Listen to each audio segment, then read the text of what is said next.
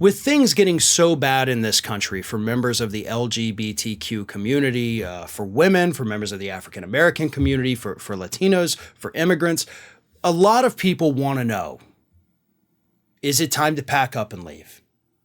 You know, people ask me that all the time about living down here in the state of Florida, and I answered that in a question earlier this week, but here's another question I want to address here.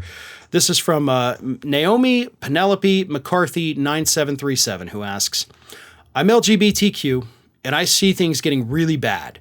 Do you think it will get worse before it gets better, or should I head to Canada now? And I'm always kind of torn on this issue. Same thing with like me leaving Florida. And part of it is because if we leave, we're surrendering. We're surrendering this country to the extremists. Like if I leave Florida, that's one less vote. That's a blue vote. So the Republicans, gain a 1 vote advantage. 10,000 people do it, they gain a 10,000 vote advantage. And then they're going to enact even worse and worse and worse legislation, leaving the people here to suffer even more. But on the other side of that, it's not safe. Like it's not safe for the LGBTQ community to be in the state of Florida, to be in the South at all. So I get it. Like I don't begrudge anybody that says, I want to leave. Like you have to do what you have to do to protect yourself 100%. And not being a member of that community myself, like obviously it's easier for me to be like, well, I'm going to stay for now. I'm a middle-aged straight white guy.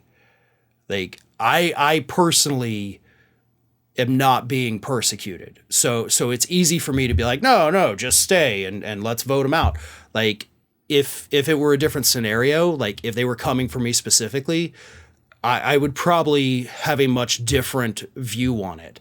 So again, that's why if you're one of these people that is losing your rights, you make that choice to get out. I don't hold that against you at all. You have to protect yourself. So that's the big thing with that. So the other part of the question, obviously, are things going to get worse before they get better? And unfortunately, I think they will. This attack on the entire LGBTQ community, again, along with women's reproductive freedom, with African Americans, with Latinos, with immigrants, these attacks are getting worse. We're not seeing them stop. We haven't seen, a drop off and all these horrible things. It is already getting worse. And depending on where you look, some places is getting far worse much faster than in other places. So again, the solution is that we vote these people out of office. But in some areas, like you look at the state of Alabama, you're not going to, get these Republicans out of office. Hell, even looking at Florida, looking at Texas, we're not going to get these people passing this oppressive legislation out of office.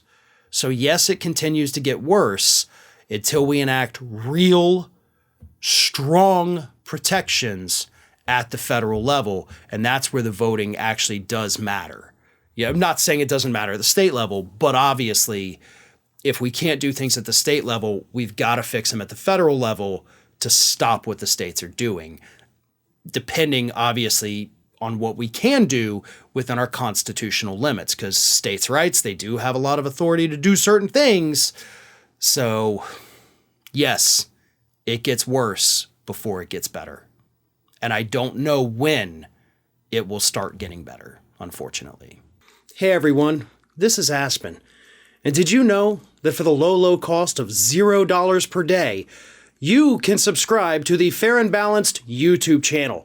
We also encourage you to like, comment, and share. But again, click that subscribe button and help Aspen not be so grumpy.